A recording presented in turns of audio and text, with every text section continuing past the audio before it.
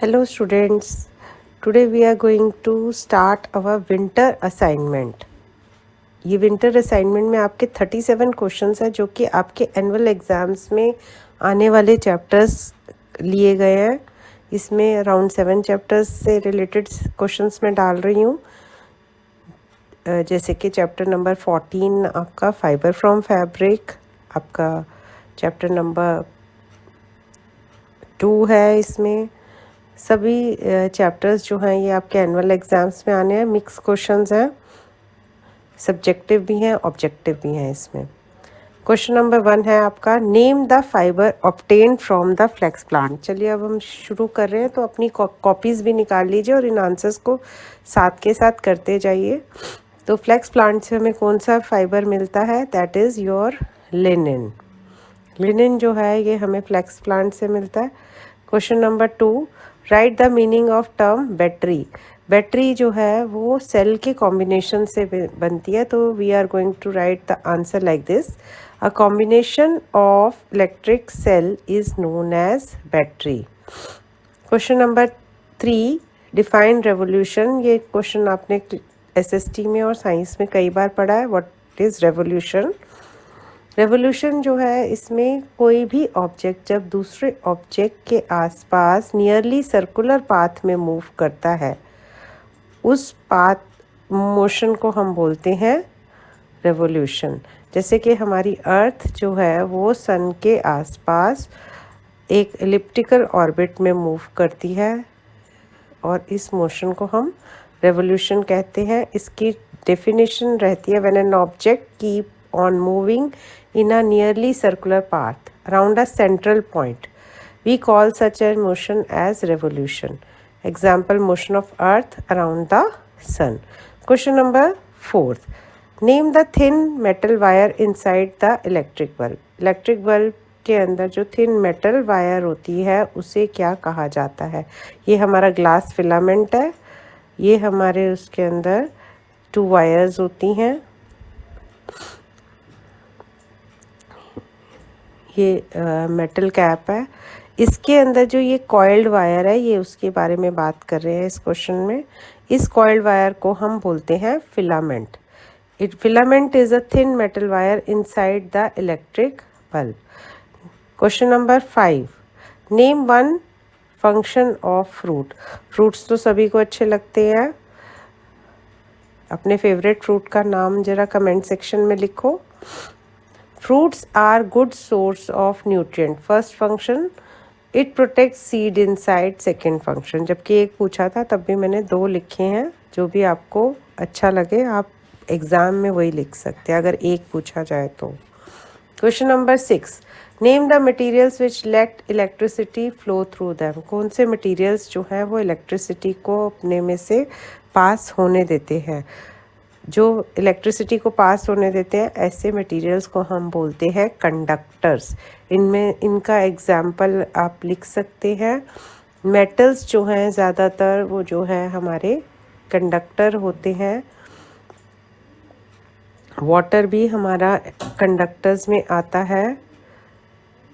जो materials electricity को supply होने नहीं देते उन्हें हम इंसुलेटर्स बोलते हैं. जैसे कि हमारा रबर, प्लास्टिक, वुड, ये इंसुलेटर्स है. Question number 7, name the kind of soil suitable for growing coconut plant. Coconut plant जो है वो कोस्टल रीजन में होता है और रेड एंड येलो सॉइल होती है वहाँ पे, जिसमें इसकी ग्रोथ जो है वो बहुत अच्छी होती है. Question number 8, name the material which is used to make temporary magnets. Temporary magnet बनाने के लिए हम सॉफ्ट निकल, कोबाल्ट, सॉफ्ट आयरन, इन सब का इस्तेमाल करते हैं. Question number 9, give 2 examples of vertebrates. Vertebrates वो एनिमल्स होते हैं जिनकी अपनी बैकबोन होती है, जैसे कि रेप्टाइल्स, फिश, ह्यूमन बींग्स, ये सब वर्टिब्रेट्स होते हैं. Question number 10, name the device based on directive property of the magnet. हमने मैग्नेट की 4 प्रॉपर्टीज़ करी हैं. Attractive property, directive property, like magnets they attract each other, and if we release the magnet in a freely in the air, it will always take the north direction. The north of the magnet will always point towards the north. और इसके लिए जो device use की जाती है directive property की, वो होती है कंपास, जिसकी हेल्प से आप डायरेक्शंस फाइंड आउट कर सकते हैं। क्वेश्चन नंबर 11 पे आ जाते हैं अब हम। क्वेश्चन नंबर 11 लिखिए, define kinetic energy. Kinetic energy और पोटेंशियल एनर्जी के बारे में आपने पढ़ा था। काइनेटिक एनर्जी वो होती है जो कि किसी भी चीज़ के मूवमेंट से आ रही है, मोशन से जो एनर्जी प्रोड्यूस हो रही है, that energy is known as kinetic energy. Will define it as energy possessed by a body by virtue of its motion is called kinetic. जैसे कि bullet moving in a high speed has less mass, so kinetic energy is, now draw a neat and label diagram of dry cell।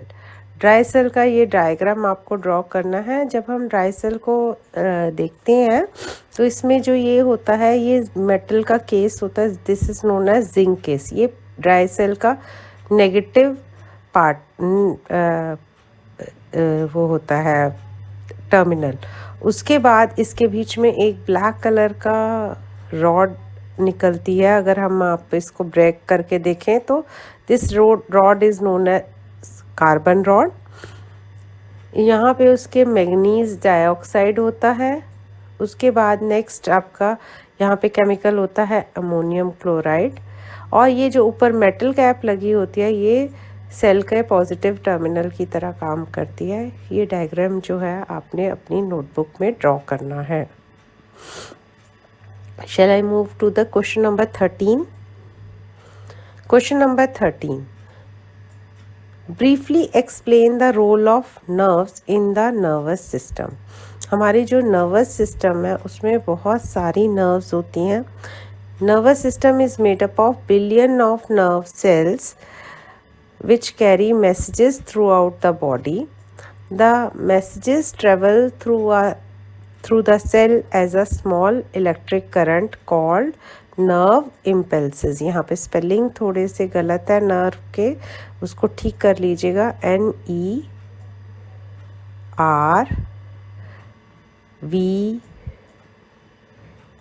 Nerve. तो जहाँ जहाँ corrections भी होंगे मैं आपको साथ के साथ बताती जा रही हूँ। Question number 14, state the function of the nervous system. एक और क्वेश्चन आ गया आपके ब्रेन से related. It is a system of organ which controls and coordinates all the activities of your body. हमारी बॉडी की जितनी भी एक्टिविटीज़ हैं उनको हमारा ब्रेन जो है वो कंट्रोल करता है, हमारा नर्वस सिस्टम कंट्रोल करता है।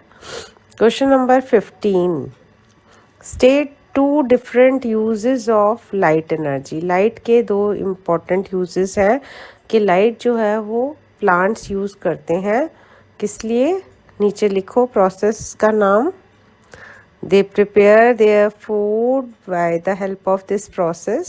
Yes, photosynthesis के लिए plants जो हैं वो लाइट का यूज़ करते हैं। They use the light energy for photosynthesis। It's really difficult to write with the mouse। Next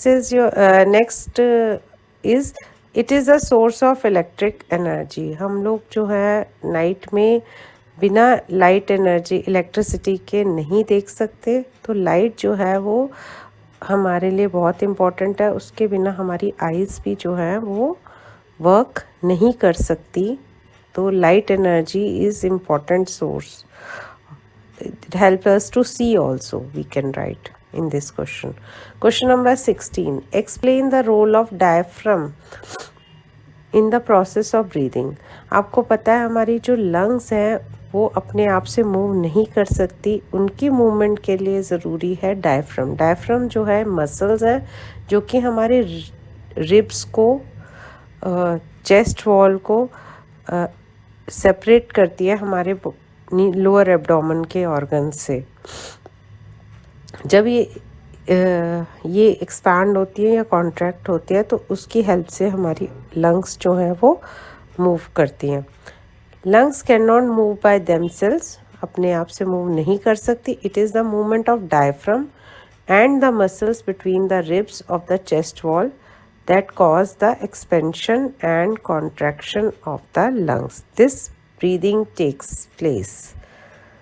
Thus breathing takes place. Again यहाँ पे thus आना चाहिए था, this print हुआ है, तो make it as thus. Thus breathing takes place. THUS. Thus. Question number 17. State the two conditions under which work is said to be done. जब कोई भी चीज़ जो है अपनी पोजीशन से, अगर हम किसी भी ऑब्जेक्ट को फोर्स लगाते हैं और वो अपनी पोजीशन, इनिशियल जो पोजीशन है, स्टार्टिंग पॉइंट जो है वहाँ से मूव करके थोड़ा सा डिस्प्लेसमेंट हो, तब हम उसके लिए कहते हैं कि उसने वर्क डन किया है। अगर जिस डायरेक्शन में फोर्स अप्लाई हो रहा है उसी डायरेक्शन में वो ऑब्जेक्ट मूव करे और डिस्प्लेस करे, then we call it displacement, work done. There is no displacement, no work is done. The displacement is normal to the direction of force.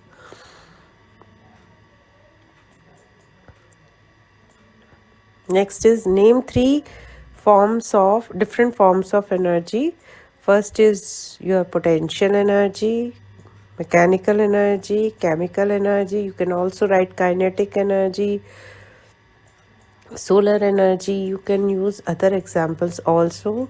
Question number 19. Why do solids have fixed shape? Solids की एक fixed shape क्यों होती है? Solids जो होते हैं उनमें जो molecules होते हैं वो tightly packed होते हैं, एक के साथ एक अच्छे से packed होते हैं, उनमें इंटरमोलिकुलर स्पेस नहीं होता। इस वजह से वो मॉलिक्यूल्स जो है उनके मूव नहीं कर पाते वो पार्टिकल्स, इसलिए सॉलिड जो है उनकी शेप जो है वो फिक्स्ड होती है। Solids have a fixed shape as very tightly packed with each other and can not move as particles are. यहाँ पे ऐड कीजिए एज पार्टिकल्स, या मॉलिक्यूल्स भी लिख सकते हैं इसकी जगह पे आप, as particles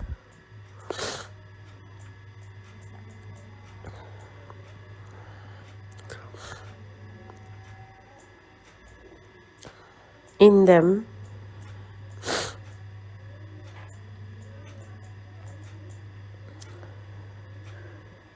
are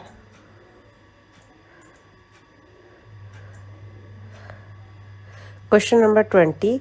Give reason inside of electric bulb is filled with an inert gas like argon and or nitrogen. क्यों इन जो इलेक्ट्रिक बल्ब्स हैं उनके अंदर आर्गन और नाइट्रोजन फिल की जाती है? This helps to save the filament from burning out in presence of oxygen. In presence of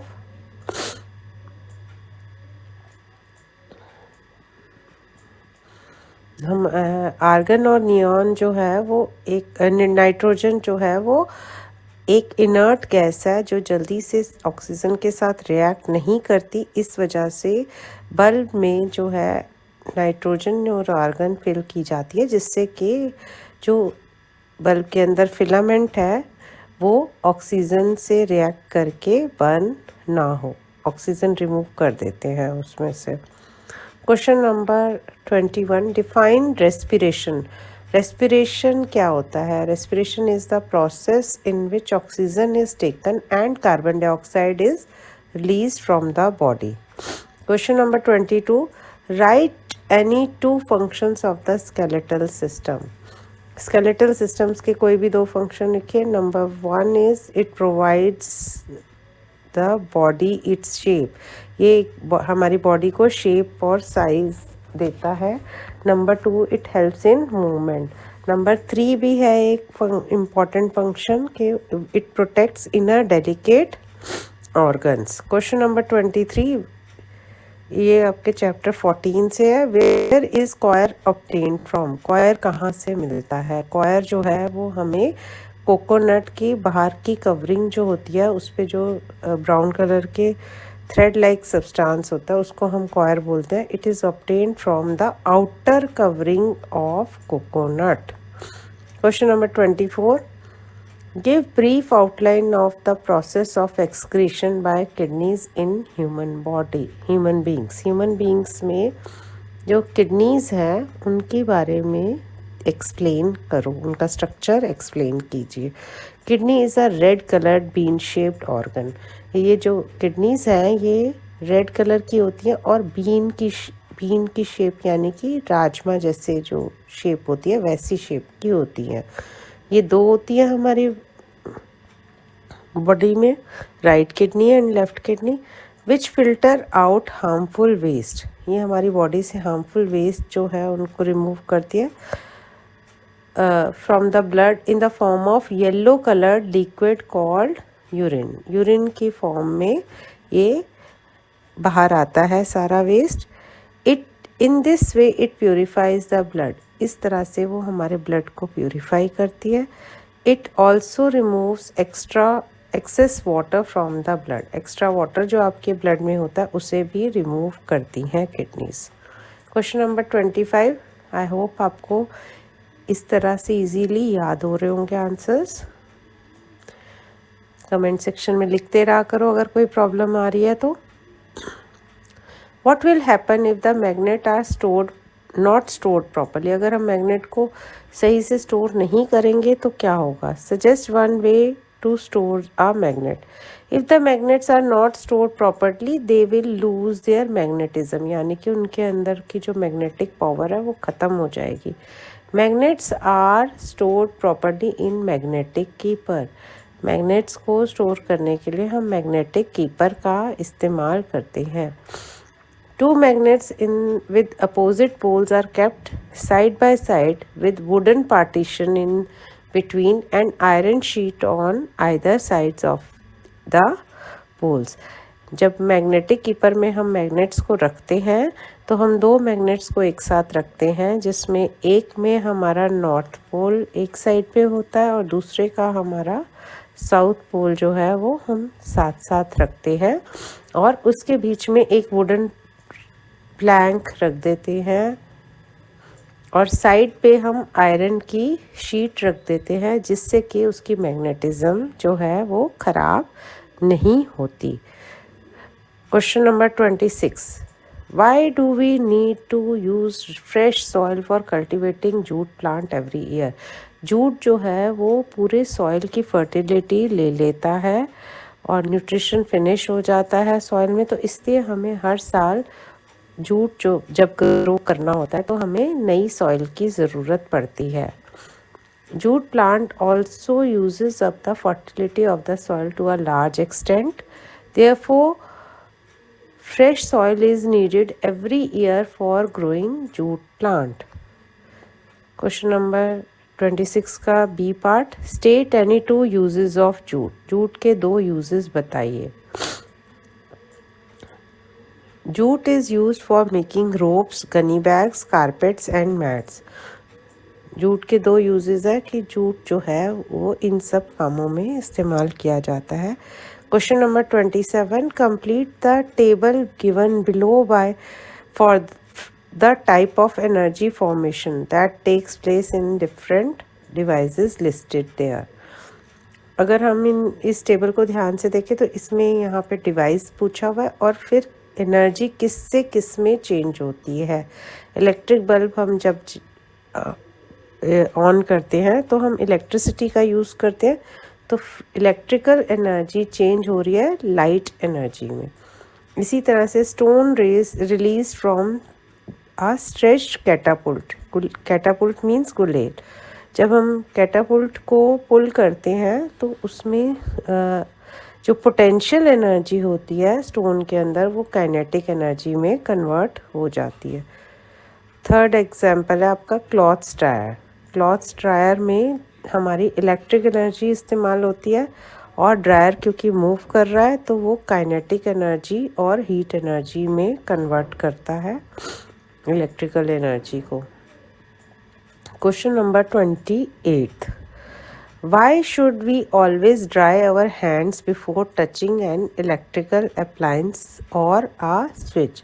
हमें किसी भी इलेक्ट्रिकल अप्लायंस को छूने से पहले, हाथ लगाने से पहले अपने हाथ क्यों सुखा लेने चाहिए? क्योंकि वाटर जो है ये गुड कंडक्टर होता है इलेक्ट्रिसिटी का, इसलिए हमें अपने हाथ सुखा के ही जो है इलेक्ट्रिसिटी को यूज़ करना चाहिए, नहीं तो हमें करंट लग सकता है। Water is a good conductor of electricity and if electricity were to flow through a person's body, it could lead to serious injuries or even death.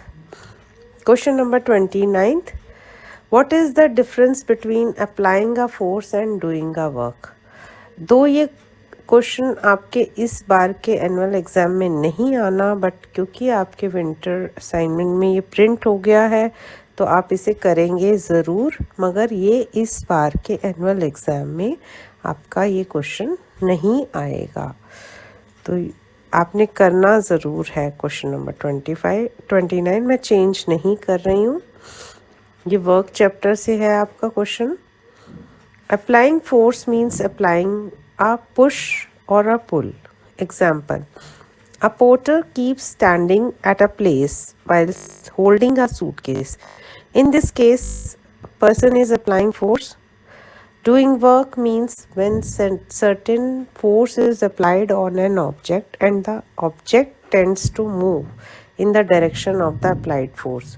The work is said to be done. Example, if we